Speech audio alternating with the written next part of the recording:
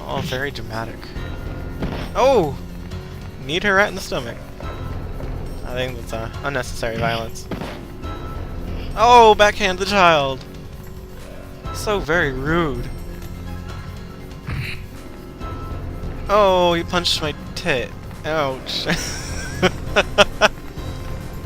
Not my titty!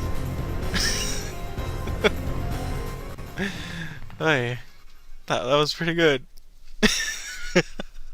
I'm sorry. Oh god. Just a punch to the tit, that's to hurt. Hey, I'm sorry guys, I should start up now. Berganfandins.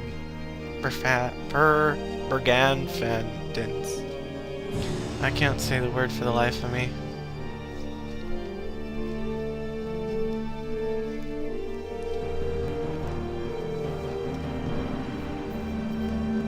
I don't think the land's ruined by war. Berganfandins. There we go. At least I think that's how you say it. It's dangerously close to a bad word or two. Whatevs. It's not like I'm actually saying. Ooh, Queen Margarita does not approve. She's very purple. And she looks like a margarita with the white trim around the top of her thing. It's assault. Oh, very nice guard. He just tosses me onto the floor. Luckily, he mistook me for a man, so he didn't do anything very upsetting to me, if you know what I mean. And finally, we begin the first chapter. Escape to tragedy. Doesn't sound like a great escape if it's to tragedy. And more story. That's one thing you'll notice if you watched Catronanis's Kagero Deception 2. Although there was story, it was kind of paper thin, and it was usually just right before and right after the mission. This one, there's actually a bit of story elements in missions. Like, after you kill a few people and somebody pops up, you know, they'll actually talk amongst each other a little bit before coming after you, instead of just walking in the room, seeing you, saying something, and then either attacking or running away. And, you know, again, this game is a little more story-oriented. As much as I like Kagero Deception 2, the story was a little weak, if I do say so myself. It fit, but it was just kind of thin, I guess. It was just there, a pacemaker, whatever. I don't know. But this one's a little more deep, from what I can tell at least. Like I said, I have not beaten the game yet, so it's going to be not necessarily a blind run, but later in the game it's going to be a little, I guess you could say blind, because I haven't, I haven't finished the game. I've only gotten to, like, I think, chapter 7, which isn't even halfway through the game. I think it's like at most 1/4. But in case you were too busy listening to my rabbling and didn't notice what they were saying, pretty much he gave you a stone that gave you the secret power of trap, which very conveniently named, because you lay traps and people can't see these glowing orbs. So if you're wondering, like, why don't they just avoid the orbs, then that's why. But another thing I love, the quick turn. Look at that, right away. In Kagero 2, it was like, that was your quick turn. So if there's a guy right on you and you're trying to quick turn, you'd be like, oh fuck, run away. Okay, there we go. Also, she's a lot faster in this game. Notice, you know, she runs pretty fast. If you compare that to Kagero 2, she's kind of slow. Also, I love this, but I have yet to really use it. You can dash, or not really dash, but like evade roll. Now, this guy's not going to move even if we go up to him. I don't think we can leave. No, he's too smart. No, smart. But we'll just kind of mess him over. So bear trap, arrow slit, and then pendulum. And he's pretty much dead. Oh, and apparently it hurts us to use traps.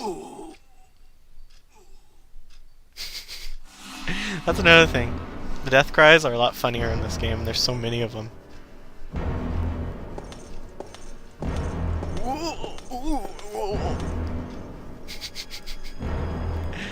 Okay.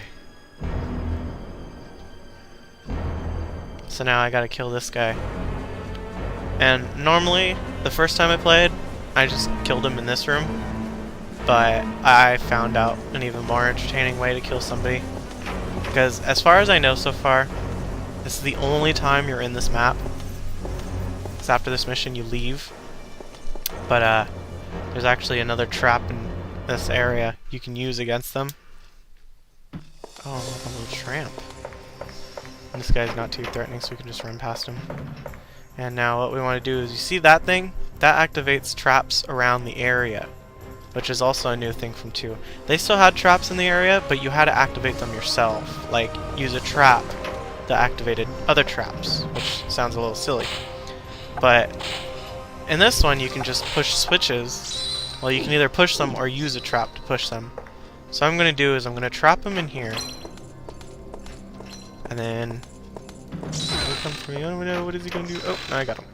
So now I run by and I push this. And what it does is it squashed him. And I can run. I'm sorry, that's just always funny to me.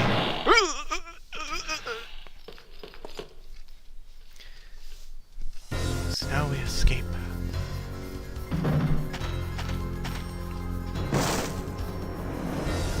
And we just kind of fall on our face. I was gonna say ass, but obviously she didn't. And a kid has come to our rescue.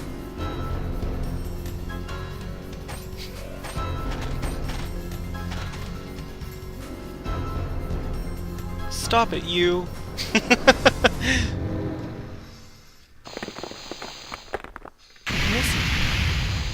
Smash.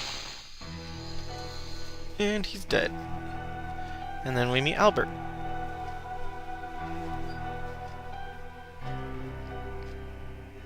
Berganfadden.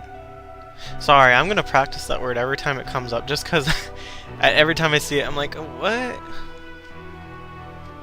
I had so much problems saying that word.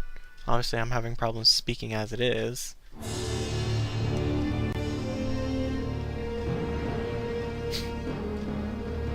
Damn.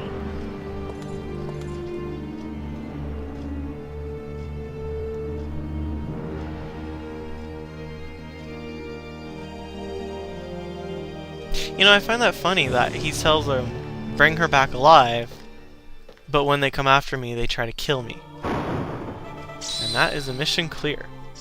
And also another thing they added in this game was Drek, which Arc is kind of like your score, and then Drek is kind of like your money.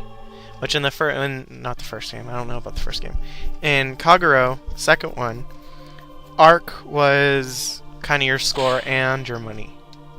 So you used it to buy traps and stuff. So Gordon was cut up by a pendulum, and Jade was pressed by a hanging ceiling. And that will be the end of my first one. So now I'm gonna upload this up and whatnot.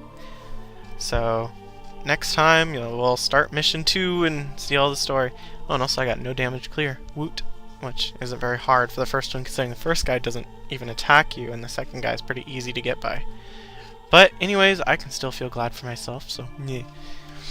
Okay, so I'll see you guys next time.